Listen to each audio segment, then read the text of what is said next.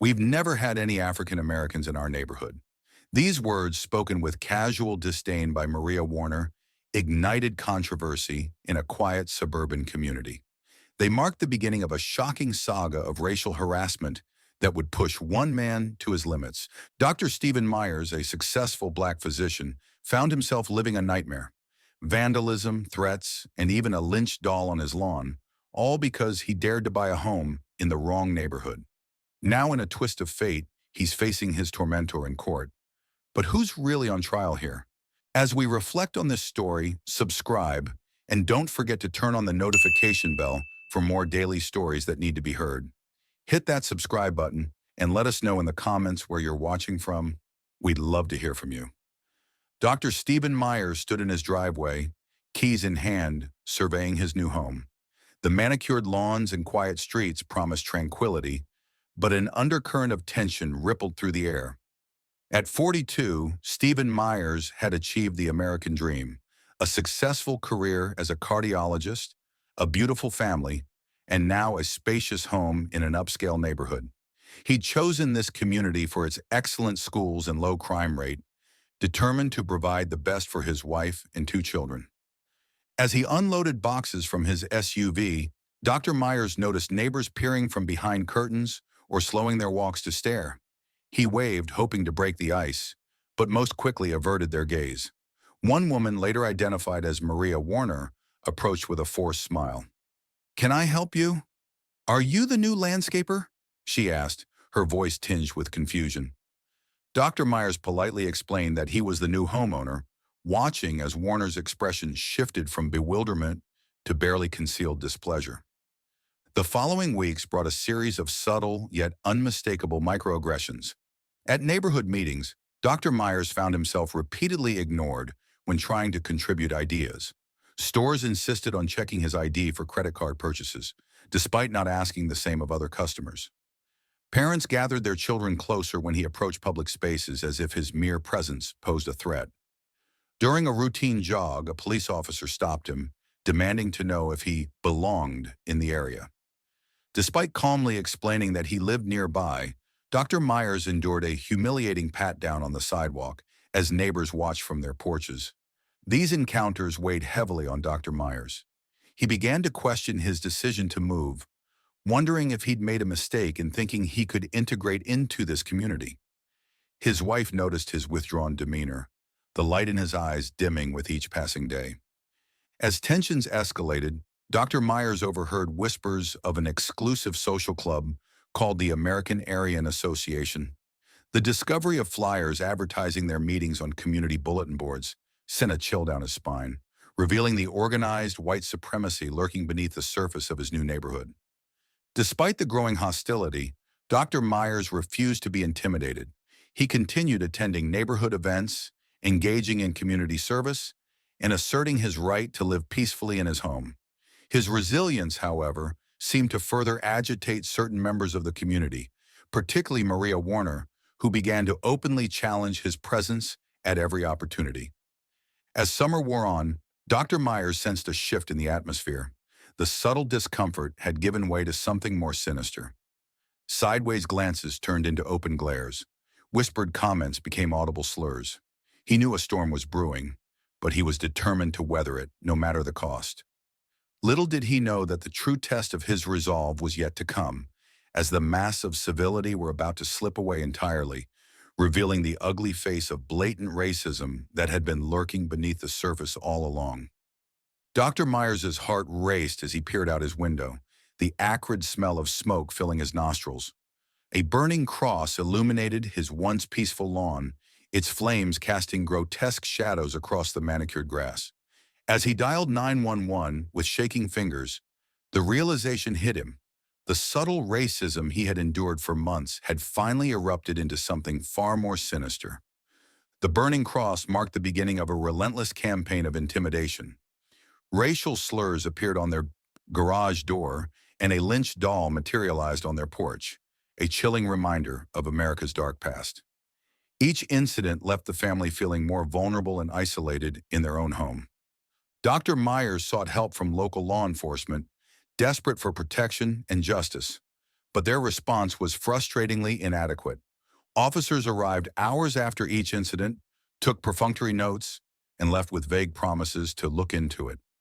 Despite the clear pattern of harassment, they claimed there was insufficient evidence to pursue charges. The lack of action left Dr. Myers feeling betrayed by the very system meant to protect him. The challenges of proving racial harassment in legal settings became painfully clear. Without concrete evidence tying Maria Warner or other neighbors to the vandalism, Dr. Myers found himself trapped in a catch-22. He knew who was behind the attacks, but without proof, he was powerless to stop them.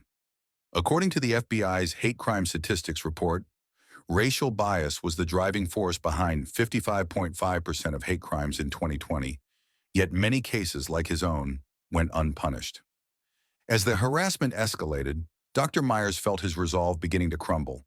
He considered moving, giving in to the relentless pressure to leave, but the thought of letting hatred win, of teaching his children to run from injustice, was even more unbearable than the daily torment. In a moment of clarity, Dr. Myers realized that his tormentors' greatest weapon was the shadows they hid in. He decided to expose the ugly truth to the entire neighborhood. With trembling hands but steely determination, he designed flyers detailing Maria Warner's involvement in the American Aryan Association and her connections to the recent hate crimes. Late one night, Dr. Myers distributed the flyers throughout the neighborhood. As he placed the last one, he felt a mix of fear and exhilaration. He knew there would be consequences, but for the first time in months, he felt like he was fighting back. The next morning, the community erupted into chaos. Some residents expressed shock and outrage at the revelations, while others rushed to defend Warner and discredit Dr. Myers. Long simmering tensions finally boiled over into heated arguments and confrontations. As Dr. Myers watched the fallout from his actions unfold, he realized that a new chapter in this conflict was just beginning. The mask of civility had been torn away, but in doing so, he had also revealed unexpected allies and supporters. This widening rift would test the very foundation of their community, forcing everyone to confront the prejudices that had long festered beneath the surface of their seemingly idyllic suburb. Maria Warner's hands trembled as she read the flyer, her carefully cultivated image now in tatters. Dr. Myers' bold move had exposed her white supremacist affiliations, shattering the community's facade of harmony. As Warner stared at the damning evidence, a question burned in her mind. How far would she go to salvage her reputation? The impact of Dr. Myers' flyers rippled through the neighborhood. Friendly smiles turned to averted gazes, and Warner's phone fell silent. At the local supermarket, whispers followed her down the aisles, the weight of judgment heavy in every glance. Desperate to regain control, Warner called a neighborhood meeting. Standing before her peers, visibly shaken but defiant, she attempted to justify her associations.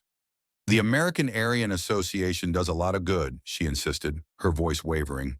Her words were met with stunned silence and open hostility. The community split into factions. Some longtime residents rallied around Warner, while others expressed shock and disgust, calling for her removal from neighborhood committees. The once quiet suburb became a battleground of heated arguments and tense confrontations. As the controversy raged, questions about the ethics of Dr. Myers' actions surfaced. Had he violated Warner's privacy, or were his actions a justified response to ongoing harassment and intimidation? The debate highlighted the complex moral landscape surrounding public exposure of racist behavior. The conflict took an unexpected turn when Warner, her reputation in ruins and her job lost, filed a lawsuit against Dr. Myers for slander. The news sent shockwaves through the community. Dr. Myers found himself on unpaid leave, facing a protracted legal battle that threatened to drain his resources and spirit. As both parties prepared for their day in court, the neighborhood held its collective breath. The upcoming trial would be more than a simple dispute between neighbors. It would force everyone to confront the ugly truths that had long simmered beneath the surface of their seemingly idyllic community. The stage was set for a courtroom showdown that would test the limits of free speech, the consequences of hatred, and the price of standing up for justice in the face of systemic racism. Judge Mabelin's gavel struck, signaling the beginning of a ruling that would challenge every expectation in this racially charged case. Dr. Stephen Myers and Maria Warner sat on opposite sides of the courtroom, unaware that the decision about to be rendered would redefine the boundaries of truth and accountability in racial harassment litigation. As the trial unfolded, Warner's lawyer attempted to portray his client as a victim of Dr. Myers' alleged malicious campaign of lies. However, Dr. Myers' attorney methodically presented evidence of the harassment endured by the Myers family, vandalized property, threatening phone calls, and neighbor testimonies that revealed a community poisoned by hatred. As we reflect on this story, remember that behind every headline, there's a person with a story to tell. If you're as moved as we are by these powerful real-life moments, subscribe and don't forget to turn on the notification bell for more daily stories that need to be heard. Your support helps us shine a light on voices that deserve attention. Hit that subscribe button. The legal intricacies of the case came into sharp focus as both sides presented their arguments. Judge Mablian listened intently, her expression unreadable.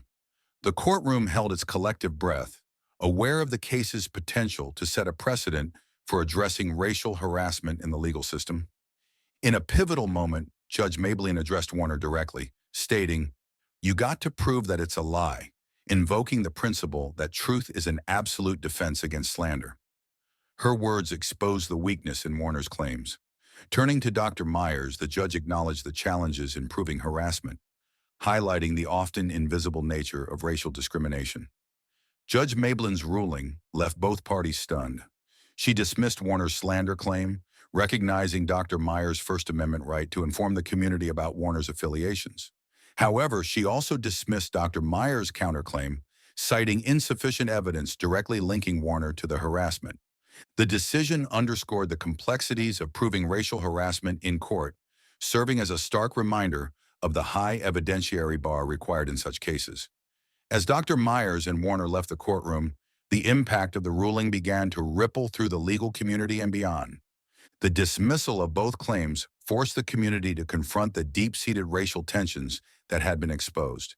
It raised difficult questions about justice, free speech, and the insidious nature of modern racism. As news of the verdict spread, it became clear that the true significance of this case lay not in legal victories, but in the conversations it would spark and the long overdue changes it might inspire across America. Dr. Myers' ordeal laid bare the racism lurking beneath the manicured lawns of suburban America. His courage in confronting injustice challenged an entire community to examine its complicity in perpetuating systemic discrimination. The case serves as a stark reminder that the fight against neighborhood racial bias demands unwavering vigilance and a willingness to expose uncomfortable truths. As our suburbs become increasingly diverse, we stand at a crossroads. The path forward requires active engagement from all residents to create truly inclusive communities. We must ask ourselves, what hidden prejudices persist in our own neighborhoods? How will we confront them? The transformation of our suburbs into welcoming spaces for all is possible, but it demands our commitment to recognizing and dismantling the barriers that have long divided us.